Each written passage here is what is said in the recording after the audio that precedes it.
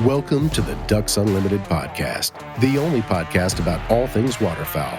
From hunting insights to science-based discussions about ducks, geese, and issues affecting waterfowl and wetlands conservation in North America, we bring the resource to you. The DU Podcast with your host, Dr. Mike Brazier. Today's episode is partly in response to a listener comment, interestingly enough. We do get feedback from our listeners, and we greatly appreciate that. And if you have a comment or a suggestion for the type of show that you would like to hear, you can contact us at dupodcast@ducks.org. And that's where one of our comments came from. It was basically a comment that said, hey, enjoy what you're doing, but I would like to hear a lot more or some more about waterfowl issues, waterfowl conservation in the Atlantic flyway. And admittedly, we have focused, certainly this summer, on a lot of what's happening in the Central Flyway, Mississippi Flyway, and Pacific Flyway. A lot of that geared around the drought that has unfolded on the prairies and then, of course, out west. And we're trying to do a better job kind of balancing our coverage across the four flyways. There's a lot of material to cover, that's for sure. But this was a useful comment and a very timely comment because this episode today is an attempt to try to bring some more coverage from the Atlantic Flyway. And given that we're here in September in the midst of the early teal season, we wanted to have this episode for a couple of purposes. One is to get an update on the opening teal weekend in Florida,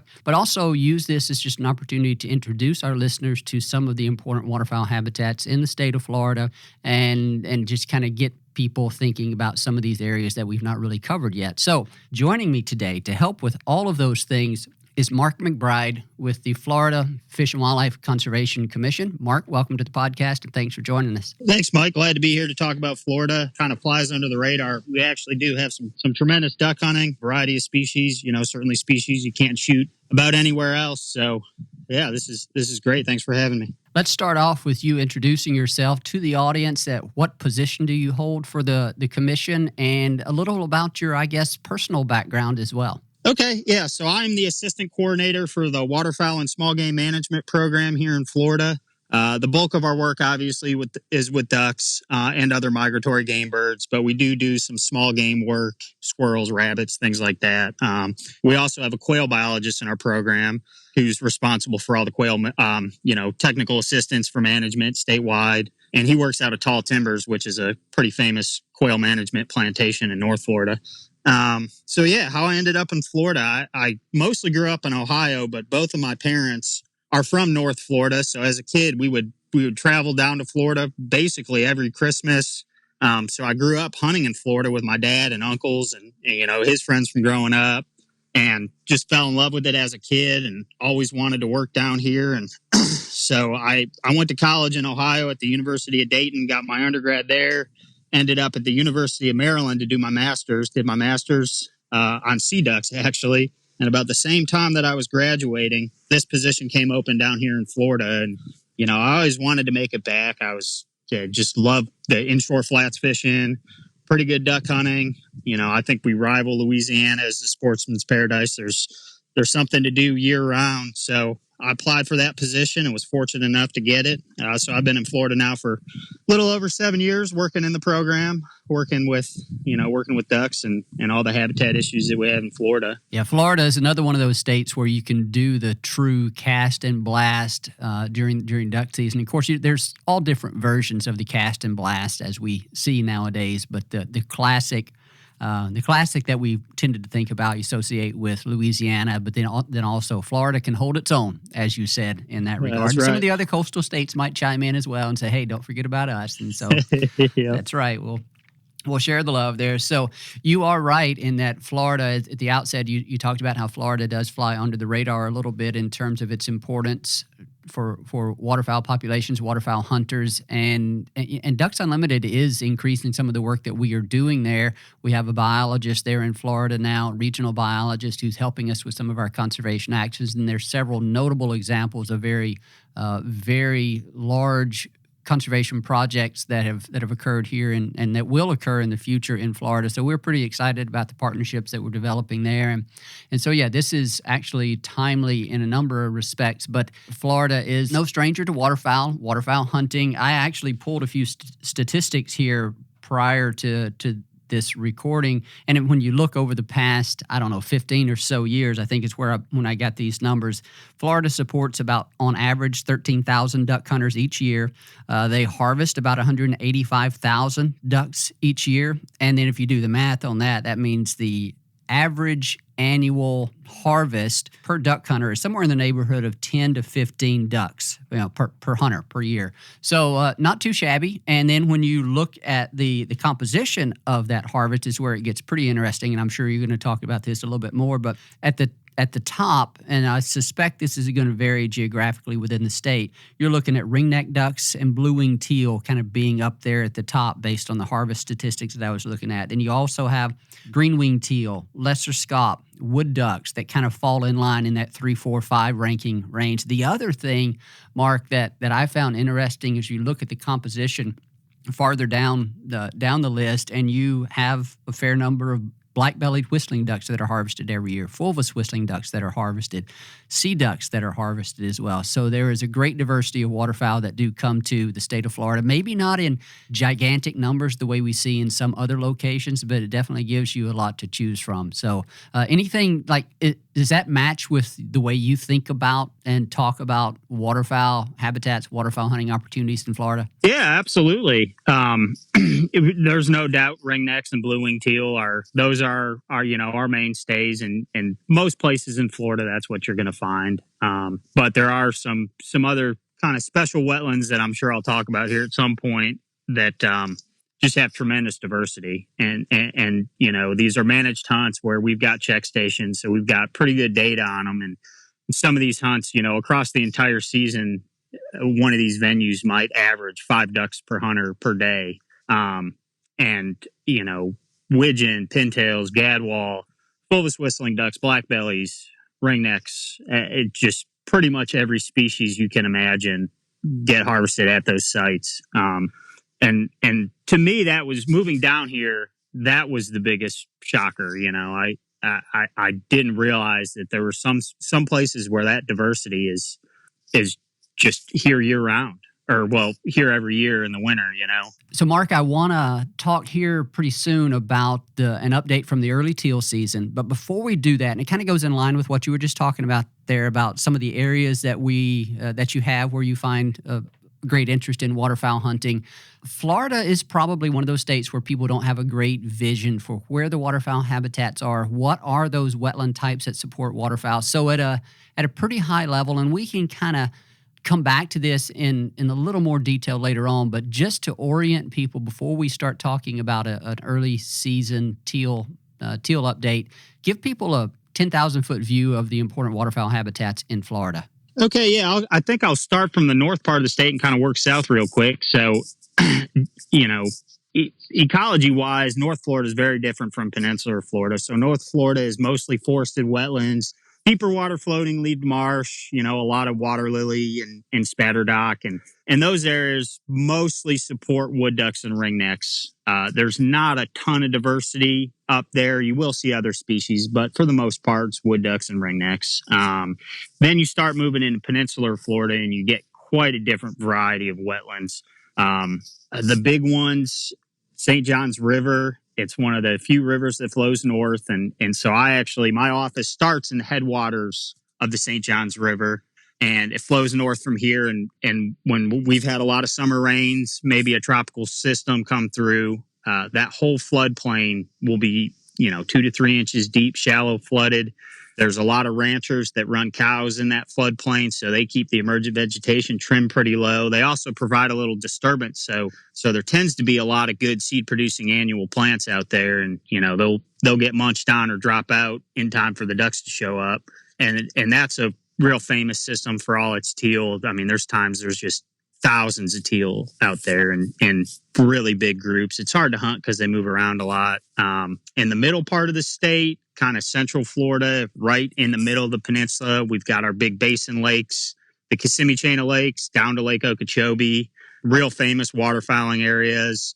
Most of the duck habitat there now is actually driven by Hydrilla. It's an exotic plant, but there's also been quite a bit of research done on how much energy it provides ducks, and it's It's in most cases, it's well above native plants. So our ducks in Florida definitely orient to hydrilla on those big basin lakes. And you're going to get a little more diversity there. Ringnecks and teal, certainly. Some other species mixed in. Lake Okeechobee, similar in that hydrilla drives a lot of duck use, but there's there is an extensive shallow water marsh that's part of that lake that will see some diversity. A lot of blue-winged teal as well. Is there anything else? Any other areas? Those are kind of our big open range areas where you can just go and hunt 7 days a week. Then we also have a few managed areas. So I work out of the TM Goodwin office. It's a waterfowl management area where it's all moist soil management and shallow water impoundments. The only place that we really do that in Florida, it's one of these areas where you'll start to get into a bunch of pintails and widgeon, a lot of whistling ducks. On a good year when the habitat's really good, it will carry a 4 duck per hunter average throughout the season. And then south of Lake Okeechobee, these are the areas that are really pretty special. The guys who manage TM Goodwin aren't going to like me saying this, but they're the stormwater treatment areas, and they're just large filter marshes. They're usually about 18 inches to maybe 36 inches deep. They're cells that are full of submersed plants. It's mostly Cara. Occasionally you'll get some naiad in there, but it's just topped out submersed plants. They're just managing those cells to do nothing more than take nutrients out of the water after it comes out of Lake Okeechobee before they send it down into the Everglades. And historically, those places, they'll carry 5 duck per hunter averages throughout the season. There'll be hunts where there's upwards of 50 or 60 widgeon harvested. Same with pintails. Just a tremendous diversity down there, and kind of in a good location because you've got the southeast coast with Miami, Fort Lauderdale, West Palm Beach, these highly urban areas that are densely populated, and it really gives those guys a local option where they can go and have some great duck shoots. Mark, as you're talking and sort of referring to some of these stories, numerous stories within this larger picture of Florida waterfowl habitats, I'm just a number of thoughts are bouncing through my mind, and they're reminding me of various conversations I've had in the past. One of the things that you mentioned that I was reminded of is the hydrilla issue. I actually got a call from a guy several years ago asking or notifying me of issues. I guess what it was declining duck numbers that they had seen on their club, wherever it was they were hunting there in proximity to Lake Okeechobee. And I was kind of asking him a little bit more about it, and he began to tell me about the hydrilla situation and how it was, I guess the state had launched some hydrilla control program because it is an incredibly noxious weed from a boating standpoint, and it can create all sorts of problems. So most states actually try to get rid of it. But as I looked into it a bit more, I actually came to realize what it was that you talked about, that it can provide good food resources for waterfowl in a variety of ways. And so I was like, well, if that's a primary source of food or plays an important part in the food web for waterfowl in that area, and if there's a control program to kind of eradicate it or reduce its abundance, then yeah, you'd kind of expect there to be some effect there on waterfowl. Now, I'm not saying that was the sole reason that they were experiencing declining waterfowl numbers, but it was part of the story that we discussed in terms of food resources and what they were seeing in that regard. So that's an entire story in itself of the discussion that we can have and probably should have at some point. The other one that you mentioned were the stormwater treatment areas, and our Chief Operating Officer, Nick Wiley, who used to work for the Florida Fish and Wildlife Conservation Commission, was telling me about those, how they came about, and then how sort of over time people realized how tremendous they can be for supporting waterfowl and supporting waterfowl hunters. And he was involved in some of the early efforts to I guess open them up to waterfowl hunters. And so that's another story in itself that we can pull into an episode here at some point. So that's when you looked at the Florida landscape, waterfowl landscape from a 10,000 foot level, there's a lot to see down below and explore in more detail. And so I kind of interrupted you there. Are there any other areas that we need to talk about or introduce? And then the other thing I wanted to ask is, when people think about and hear about wetlands in Florida, the Everglades is typically what dominates the conversation, or is one of those iconic images that comes to mind. How does it factor in terms of supporting waterfowl populations in Florida? Yeah, so I'll touch on a few, additional areas. So the coastal areas where we get a bunch of diving ducks. The Panhandle of Florida supports big numbers of redheads every winter. As you move down the west Coast, you start to get into more lesser scaup habitat. Tampa Bay is a very popular lesser scaup hunting area. And then the East Coast across the state, you've got Merritt Island National Wildlife Refuge, which is mostly freshwater impoundments right on the coast. Again, it historically, it was, the place to come see pintails in Florida. There's been some decline in pintail numbers, and we don't have to go into all that. But it's still extremely popular. They get a whole lot of divers on the Indian River Lagoon right outside of the refuge. And then in those impoundments, they're still getting pretty good diversity, teal, some other puddle ducks. But that about covers all the, major public land habitats in Florida and private land. Mostly you're talking about flooded pastures. These improved pastures where guys are running cattle that just natural rainfall will put 2 to 3 inches of water on that landscape, and the response by ducks can be pretty good. In fact, it's most of the good reports that I've heard about this early teal have been on flooded pastures and private land.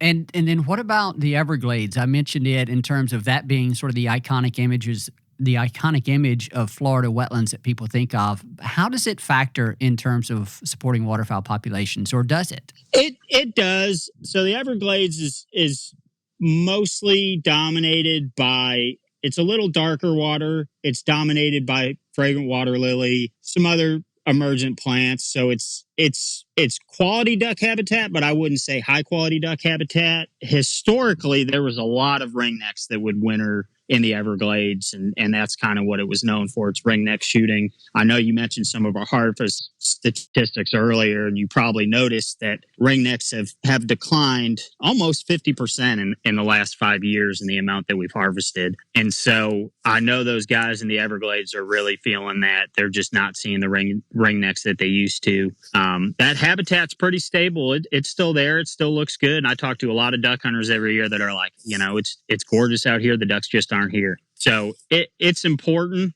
Unfortunately, with ringneck numbers kind of declining recently, I think the hunting has declined a little down there.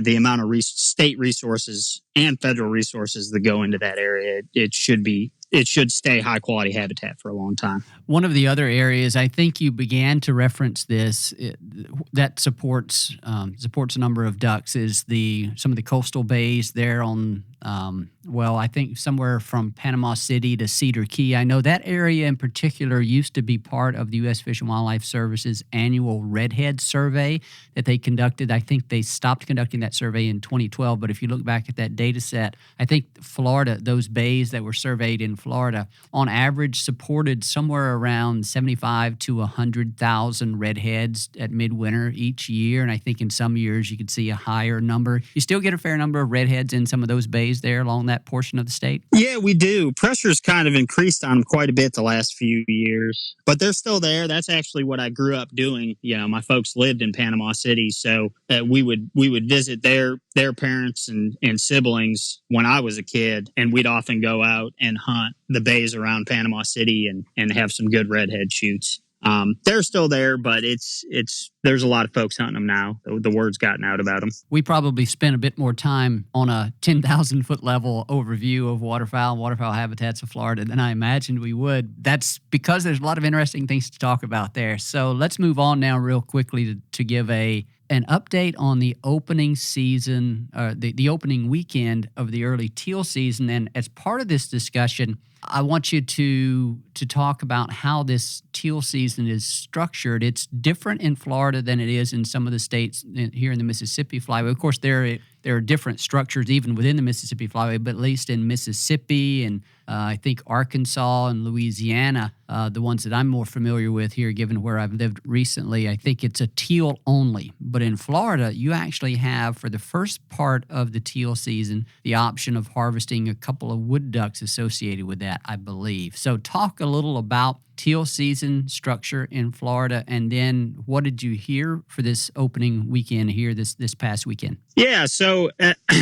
I kind of mentioned earlier that in North Florida, habitat's a little different. It's mostly forested wetlands and some deeper water marsh. It's really good wood duck habitat. And we've got a lot of resident wood ducks in Florida that stay here and breed here year round. So because of that, it was actually Diane Egeman. She worked with, there's a couple other states, Kentucky and Tennessee, that have early wood duck seasons as well, to provide opportunity for those hunters in the north part of the state, because they really don't get a lot of teal. They'll pass through and they occasionally have good teal hunts, but the bulk of their ducks up there this time of year are certainly wood ducks. So she worked with the U.S. Fish and Wildlife Service to get the first 5 days of the early teal season, you're allowed to harvest 2 wood ducks, which just gives those guys in North Florida especially an opportunity to get out and have some birds to chase around. So, which I guess leads me into this opener that we had this past Saturday. The early season in Florida is typically spotty. You hear a lot of good reports, you hear a lot of poor reports, and that changes throughout the week. Teal really seem to move around a lot more this time of year, and of course a lot of them are just passing through on their way further south. So I've heard quite a few good reports from private land, flooded pastures. We've had a lot of rain these last few weeks, and it seemed to distribute birds evenly across a lot of these pastures. So guys with private land seem to do fairly well. Some of our managed areas performed really well as well. One of the stormwater treatment areas, I think they had about a 3 duck per hunter average, which is pretty good for early teal season. Goodwin, we had quite a few teal, a couple hundred, maybe even close to a couple thousand teal on TM Goodwin here about 4 days before the season started. And by the time Saturday rolled around, numbers had plummeted. So we had a fairly poor opener. I heard mixed reports about Merritt Island. Kind of heard the same thing that happened there that happened here at Goodwin, where they had quite a few birds, and for whatever reason, they seemed to just boogie out a few days before the season opened. And then the reports I've been hearing about wood ducks are good. We've got pretty stable, regional pockets of wood ducks throughout peninsular Florida, and then they're quite a bit more widespread as you get into North Florida. So a lot of guys tend to pass up, going out to try and get 6 teal and just go shoot their 2 wood ducks in these first 5 days of the early season. Yeah, so that early teal season in Florida, I'm looking at your website here, September 18th through the 26th, right? So you only get basically 1 week, just a little bit over a week for this teal season. Yep, it runs Saturday through the following Sunday. So, and that's because of those 5 wood duck days. If we were to drop those 5 wood duck days, then we could have a 16-day early teal season like most other states. Okay, I would imagine that's what some of our listeners are wondering is, well, how can Florida and Kentucky and Tennessee have wood ducks as part of the bag? And that was part of the negotiation is that, yeah, you can have this, but you have to give up a few days on the season. So there's your explanation there if you were wondering. And then, of course, in Florida, blue-winged teal will continue to make up a significant portion of the harvest as you go into your regular duck season, which looks like it begins in late November. Then I think you have about a week in late November, and then it picks back up in mid-December, somewhere approximately mid-December, and then runs through the end of January. But then blue-winged teal will be there throughout the end of January, right? Oh, yeah. We'll see blue-winged teal on our management area down here usually through April. The last stragglers head north seems the end of April. Sometimes even early May, we'll still see a few hanging around. And then we'll start seeing them again usually the second week of August. It's pretty remarkable how much of the year that we see teal on our property here. And then what about green wings in terms of this early teal season? Did you see many of those in any hunter bags? I've not heard a whole lot of reports of those being harvested in some of the southern latitudes at this point. I know there have been some, but they're usually not, well, they're not as early as the blue wings. But any reports of green wings from the harvest there in Florida? Not this year. I think in the 8 years I've been here, the 8 early teal seasons, I've seen 1 green wing come down or come out, in someone's bag. It's pretty rare for them to be down this early. We typically don't start seeing them until early to mid-November. And then in terms of the remainder of this early teal season, which we're recording this, of course, on a Tuesday following the opening of the teal season, you only have one more weekend of this early teal season. What's the weather looking like there? Any significant changes on the horizon? Anytime you're talking about a coastal state, you always have to be on the lookout for some big tropical event that's going to dump a lot of rain or bring a lot of wind or really just create all sorts of havoc. Anything in the horizon, hopefully nothing of a tropical storm variety, but any kind of weather coming to the state of Florida that would change things up for teal and teal hunters? Yeah, nothing major. There is quite a bit of moisture around right now, so I anticipate some good afternoon thunderstorms for the next few days.